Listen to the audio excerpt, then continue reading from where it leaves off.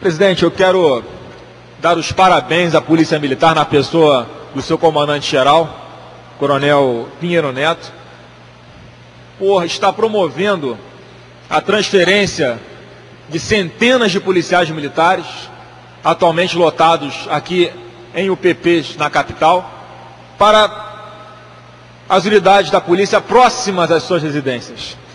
E numa tacada só, ele resolve vários problemas que são resultantes dessa distância entre o trabalho e o local de lotação do policial militar.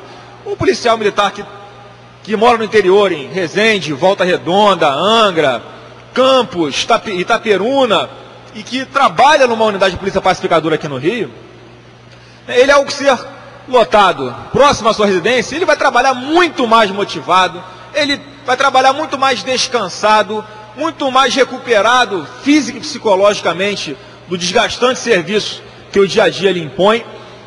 E também, deputada Lucinha, ele vai poder aplicar os conhecimentos que ele recebeu durante a sua formação no Centro de Formação e Aperfeiçoamento de Praças, o Cefap, porque a maioria esmagadora deles, se não a integralidade deles, foi treinado para atuar numa polícia de proximidade. E certamente, em batalhões do interior, até mesmo da Baixada, ele vai ter plenas condições de aplicar esse conhecimento, diferente de quando ele é forjado sob essa ótica e é colocado numa unidade de polícia pacificadora, num local completamente conflagrado, onde há guerra diária, como acontece no Complexo do Alemão. Então, fica aqui os parabéns ao comandante por estar promovendo essas transferências. Tenho certeza que o impacto na queda dos índices de criminalidade, somente por isso, já serão fortes, será um duro golpe na criminalidade nesses batalhões do interior e da Baixada para onde esses policiais estão sendo transferidos. Mas, presidente, esse não é um problema recente.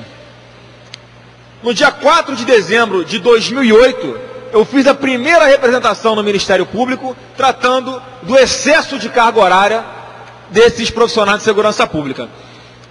Porque se nessa época já havia uma carência muito grande de efetivo em vários batalhões no estado inteiro, e iniciou-se uma implantação das UPPs no começo de uma forma tranquila, razoável, respeitando-se critérios técnicos, porque era definido pela Polícia Militar o local onde elas seriam instaladas, observando as características peculiares daquela comunidade que ia ser atendida por essa UPP, observando a carência de efetivo que a PM tinha para que fossem sendo inauguradas UPPs sem prejudicar a recomposição dos efetivos dos batalhões de todo o Estado. Mas em determinado momento começa a haver um critério político, ignorando inclusive a opinião do órgão mais técnico e capacitado nesse assunto, que é a Polícia Militar, para inaugurar uma série de UPPs e chegarmos hoje a esse absurdo de termos 38 UPPs. Se nós tivéssemos hoje algo em torno de 15 a 20 unidades de polícia pacificadora, certamente os índices de criminalidade, principalmente a sensação de insegurança da população, seria muito menor.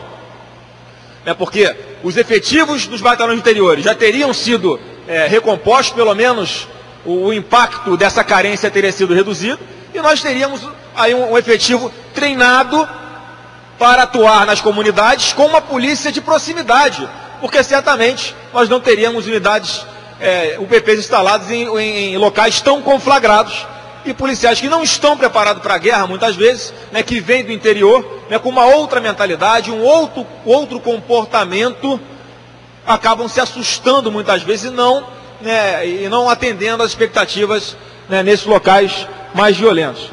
Mas o tempo foi passando, medidas paliativas foram sendo tomadas.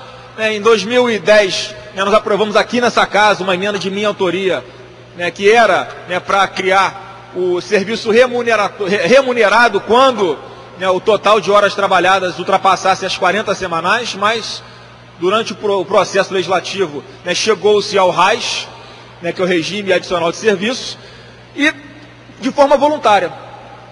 Ou seja, aquele policial que durante a sua folga quisesse abrir mão dela e trabalhar recebendo por isso, ele faria de forma voluntária.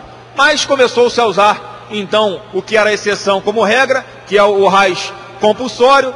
E aí começou a haver uma grande insatisfação da tropa, um esgotamento físico ainda maior.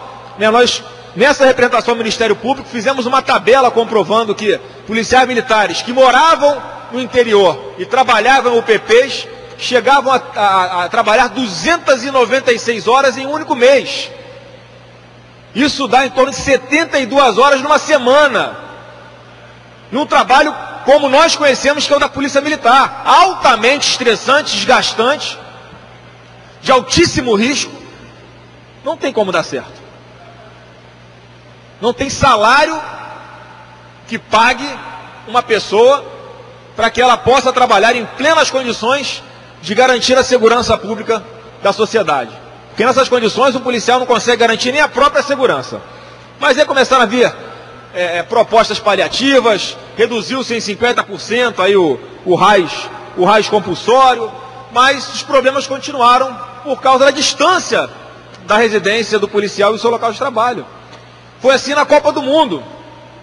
Eu tive a oportunidade, de ir ao entorno, do Maracanã, em jogos, da Copa do Mundo, conversar com esses policiais.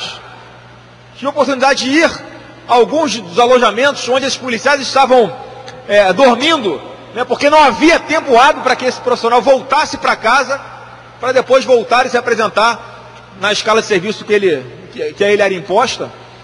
Condições desumanas, muito preocupante. As reclamações foram muitas, o policial estava trabalhando completamente desmotivado, esgotado, extenuado. E com a ajuda do Ministério Público, numa reunião também com o promotor Bruno Bezerra, nós oficiamos mais uma vez a gravidade dessa situação. O promotor da Auditoria de Justiça Militar chegou a vir aqui à Assembleia Legislativa e dar um depoimento, que já tinha deputado Deciliano, em determinadas audiências, recebido um policial militar, e o policial jogava remédio tarja preta em cima da mesa dele e falava: doutor, não aguento mais, eu não consigo trabalhar desse jeito, eu só estou aqui porque eu preciso muito. Então, presidente, é uma situação que se arrasta há bastante tempo. Recentemente, no ano passado, o Ministério Público propôs um termo de ajustamento de conduta ao já governador Luiz Fernando Pezão, com mais de 30 itens a serem cumpridos, entre eles essa questão do excesso de carga horária, e fico feliz de ver o comandante-geral agora promovendo essas transferências, porque certamente nesses locais o policial vai trabalhar muito menos desgastado. E nessa comissão aqui da Assembleia Legislativa, que nós conseguimos fazer com que ela fosse renovada também para esse mandato, que tratará do tema específico, que é a questão do excesso de carga horária e as condições de trabalho dos profissionais da segurança pública. Na primeira audiência que pretendo realizar na próxima semana, farei o convite ao Ministério Público, à promotora Glaucia, que é uma pessoa que tem um olhar humano para a tropa, que percorreu diversas unidades da Polícia Militar para conhecer de perto essa realidade e constatou todas essas dificuldades, para que ela possa vir aqui a essa casa, apresentar quais itens o Estado tem cumprido desse TAC, para que melhores condições de trabalho sejam dadas aos nossos policiais militares. Então, parabéns à Polícia Militar, que esse processo não se encerre aqui, que esses policiais que estão sendo formados possam, sempre que na medida do possível, serem lotados próximos às suas residências. Ganha a tropa e ganha a sociedade como policial mais motivado e mais inteiro para trabalhar pela nossa segurança.